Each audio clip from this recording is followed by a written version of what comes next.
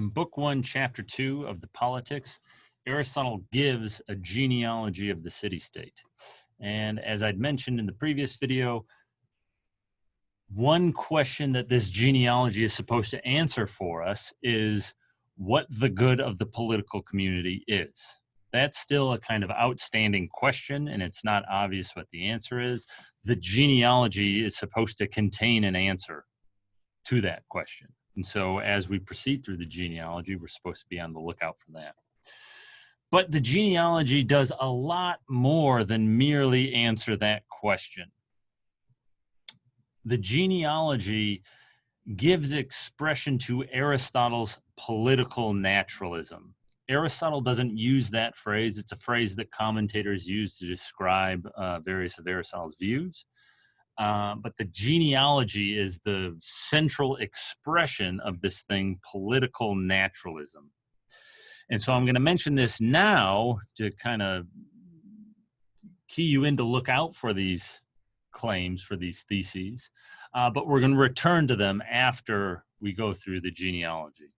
And so what exactly, political naturalism, that's a made up phrase. What exactly does that mean? What are we talking about? As far as Aristotle is concerned, it consists in three different claims. First, that human beings are political animals.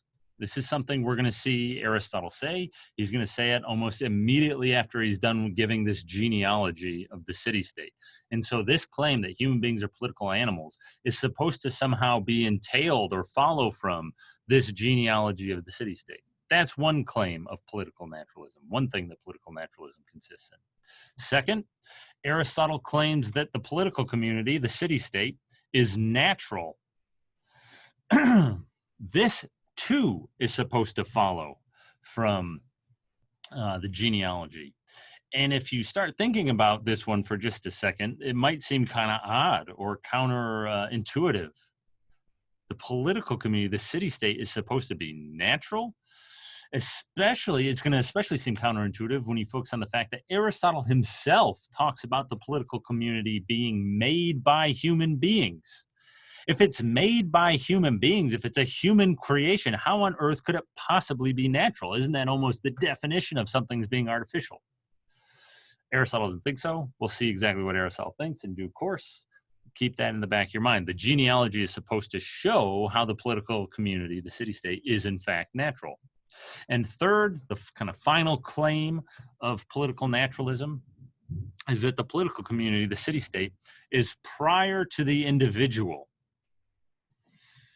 What exactly that means, that claim in particular does not wear its meaning on its face. What exactly it means is going to take some unpacking. But he thinks, again, that this follows from the genealogy he's given. So after he gives the genealogy, he's going to say, oh yeah, and clearly, what does this thing show? It also shows that the political community is prior to the individual, clearly. So we'll talk about what that means and how the genealogy is supposed to show that in due course. Now, we're going to talk about political naturalism quite a bit as we proceed through Aristotle's Politics. But what I want to say here at the outset, one of the reasons we're focusing on this is because political naturalism is incredibly contentious within the history of political thought. Indeed, modern political thought, with starting with the people that we're going to be reading after Aristotle, people like Hobbes and Locke, they identify their own position as a departure from Aristotle's political naturalism, as kind of standing diametrically opposed to Aristotelian political naturalism. But we'll get there weeks down the road now. Okay, so let's turn to the genealogy proper then. We start off with the kind of first communities. So we start off with what Aristotle describes as those people or those who can't exist without each other. So if you have one person and another person who can't exist without each other, and in particular what he has in mind here are men and women, that's one of these initial communities. These are people who can't exist without each other. That's the way he puts it. And what he says about them is that they form a community not from deliberate choice, but from a natural urge. More specifically, what he says, not from a deliberate choice, but from a natural urge to leave something behind. And so what he has in mind there is reproduction or procreation, right? So this first community of people who can't exist without each other forms from a natural urge, not from deliberate choice. And this is going to be crucially important for the genealogy as we proceed. But what's that contrast, just to say a little bit more about it?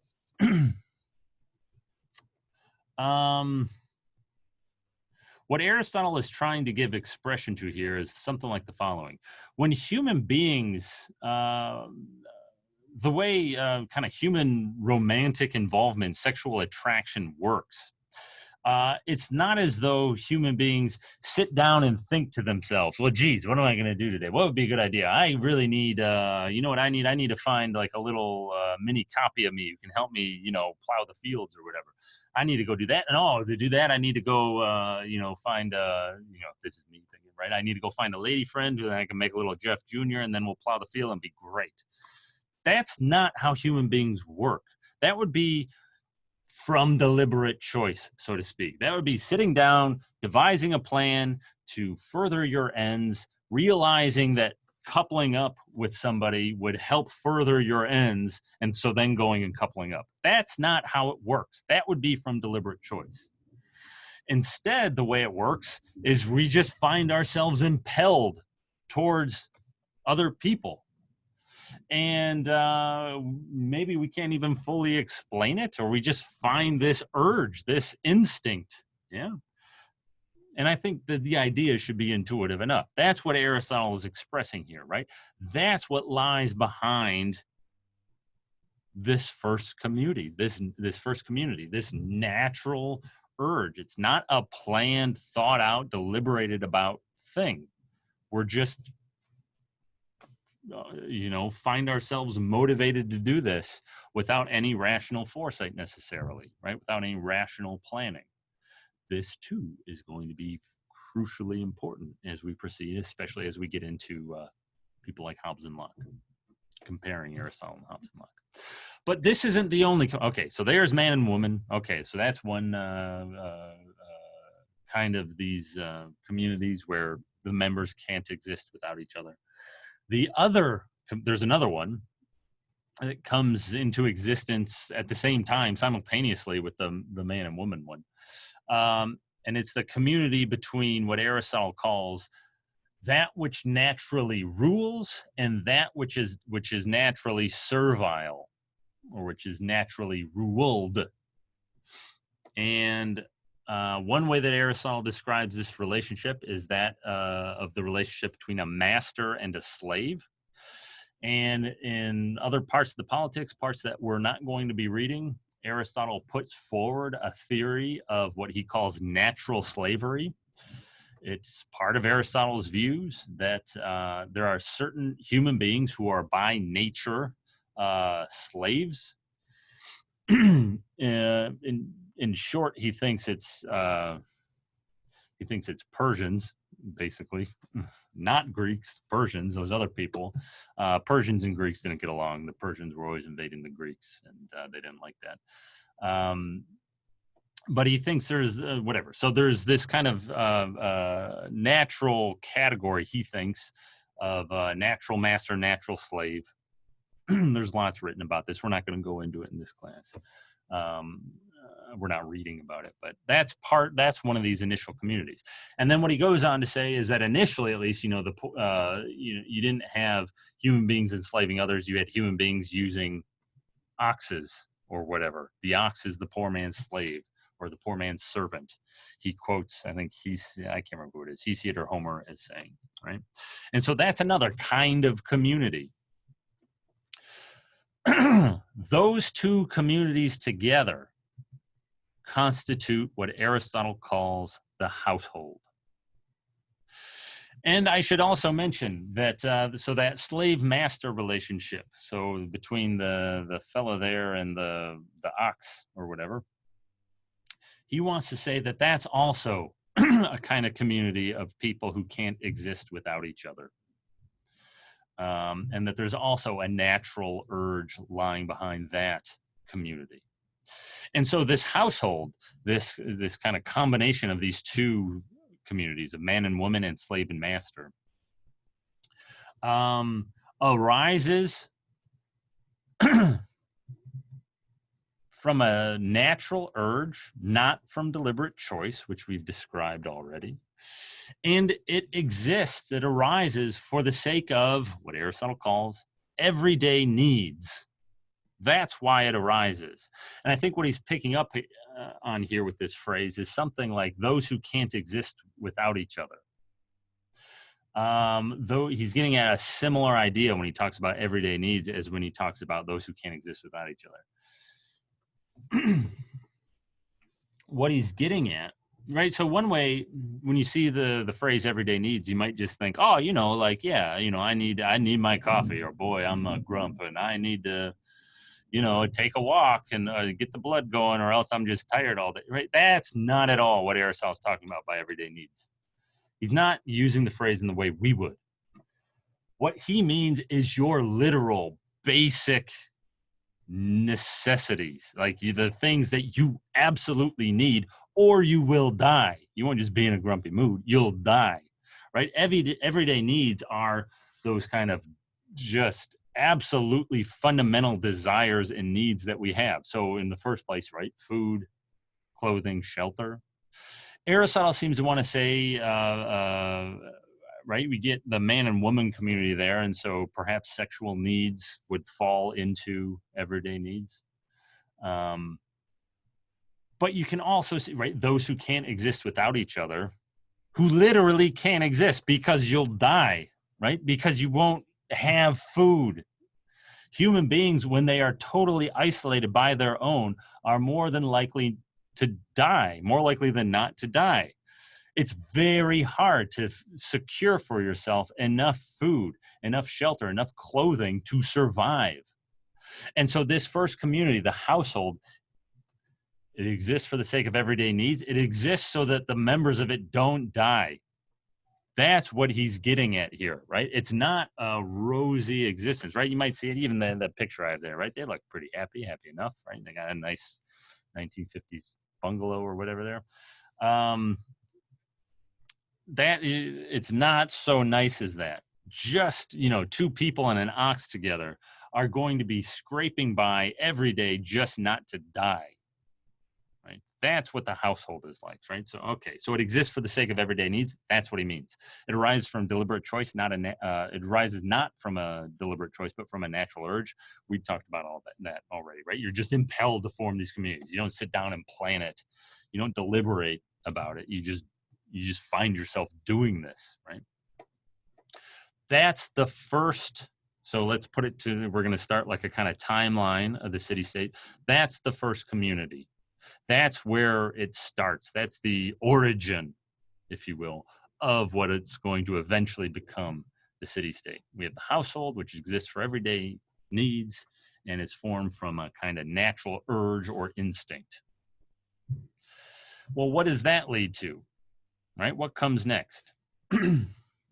Well, you have a household, and as Aristotle describes, these people come together for the sake of everyday needs, and they come together to procreate. Well, you procreate, and that's going to create, in due course, another household, and another one, right? When you get a series of households together, that's what Aristotle calls a village.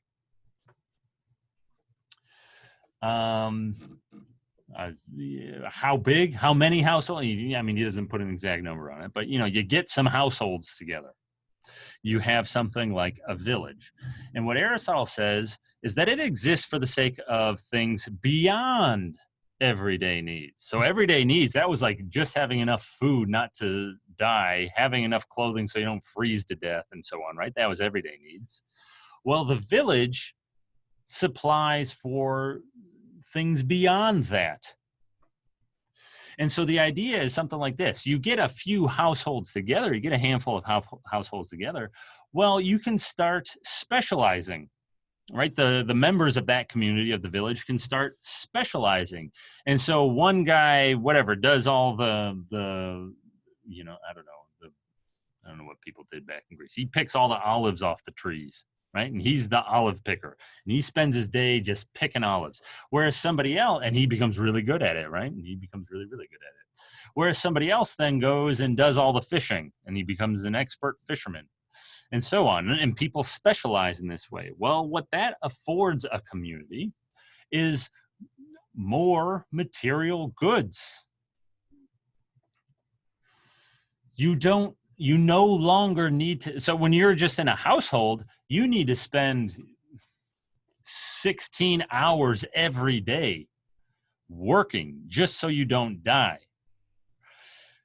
When you are in a village, by contrast, and there's a certain degree of economic specialization, you can produce enough goods for everyone to survive in a shorter amount of time. This is something economists look into. You can go take or read about this in economics if you're interested. But specialization leads to greater productivity. And so that affords the people in a village to not merely survive, but to do some things in addition.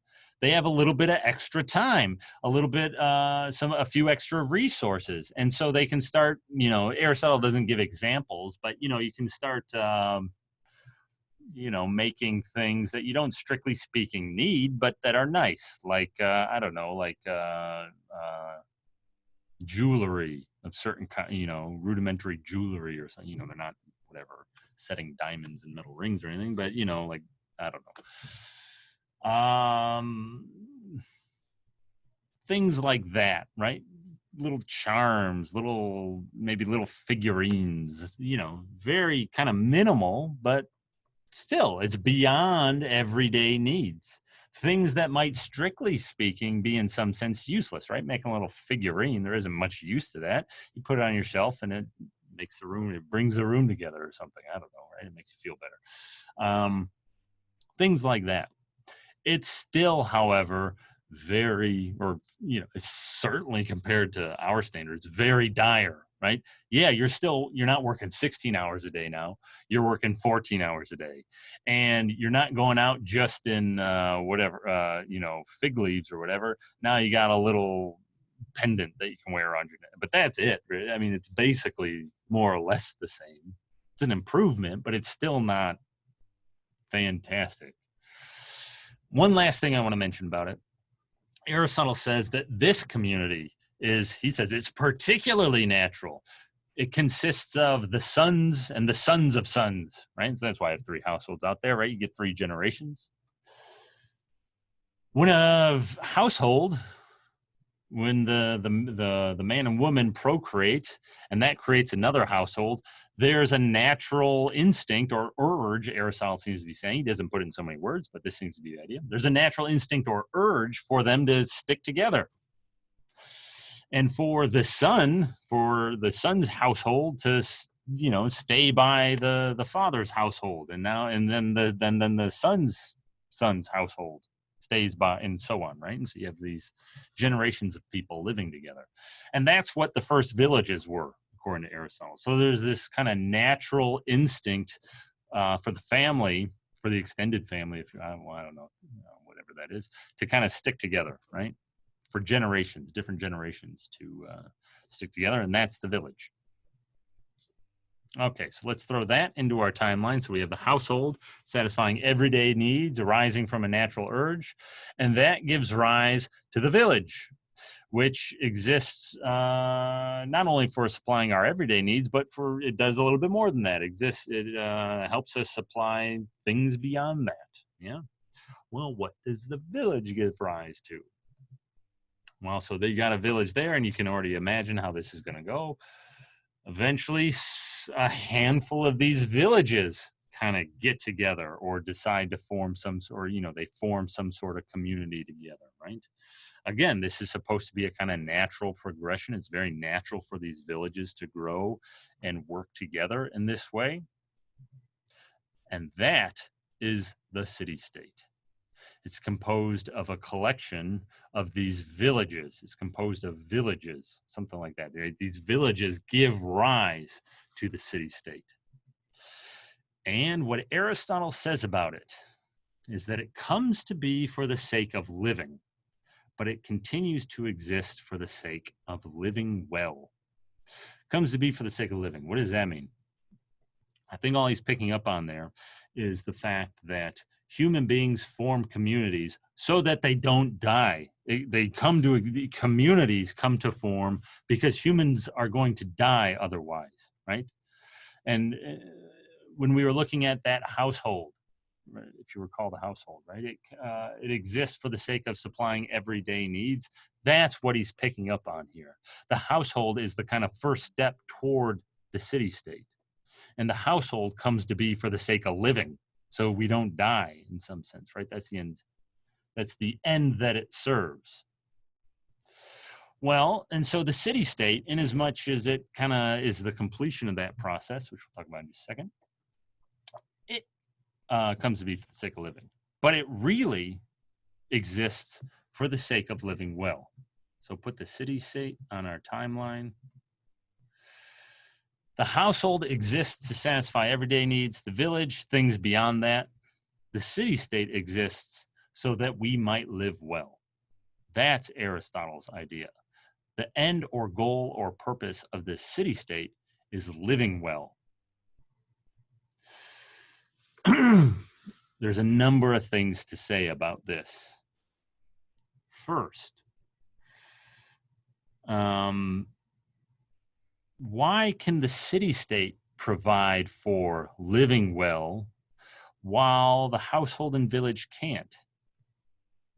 Aristotle's answer to that would be, in a household or in a village, the members of that community are going to be too all-consumed with survival. They are not going to have adequate or sufficient leisure time. And leisure time of some stripe or another is required for living well, according to Aristotle. You need further economic specialization beyond what the village provides you. And you only get that degree of economic specialization in a city-state, or once you're to that size of a community. Prior to then, you're really just in the survival game, is what Aristotle thinks. You don't have adequate leisure. So that's why the city-state is going to be the community devoted to living well. And the household and village, not so much. The household is devoted to everyday needs. Village devoted to slightly beyond that. Living well, what does that mean? Well, we've seen that phrase before. We saw it way back when we started Aristotle. Eudaimonia is living well. Happiness is living well.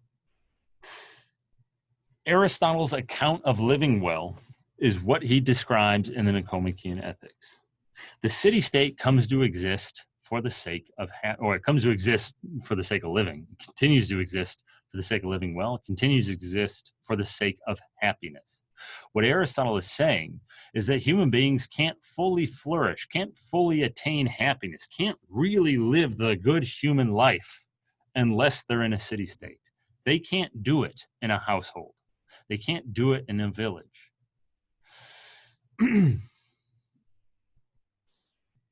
Just to give you some idea as to why he thinks this, we're going to return to some of this stuff later on. As I was mentioning, living well requires leisure.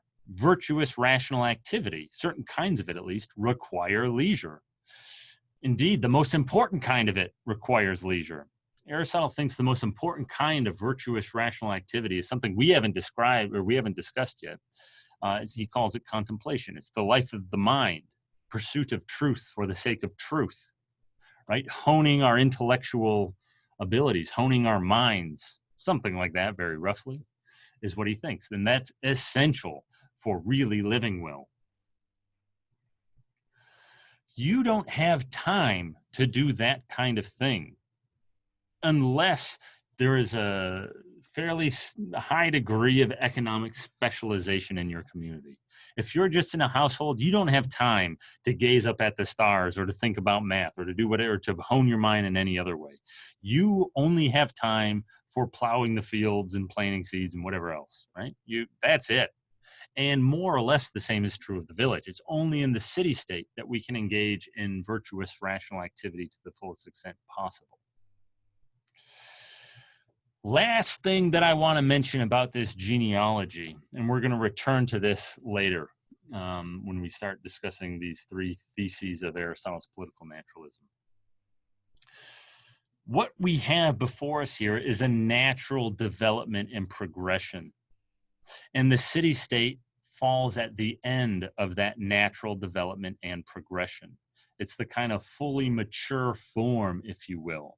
The household is something like this, like a sapling, or maybe the household might be more like an acorn. The village is like a sapling, and the city state is like the full-grown mature tree. And Aristotle's idea, and we're going to turn to this in more detail, but his idea is that, well, look, if you want to say that the acorn and the sapling are natural, or the acorn is natural, well, then of course the oak tree is going to be too. The oak tree is just the natural development of the acorn. And so likewise, if we want to say the household is natural, which we do, Aristotle would say, because look, it forms from this natural urge. You don't sit it down and think, well, geez, maybe I should go on a date. I'd like to have a little helper around, right? You don't do that. It's a natural urge. Inasmuch as the city state is the kind of culmination or full development of that initial community, it's natural too. That initial community was natural. The village is also natural, right? And so the city state also has to be natural. We'll turn now to the various claims that Aristotle outlines under political naturalism in more detail.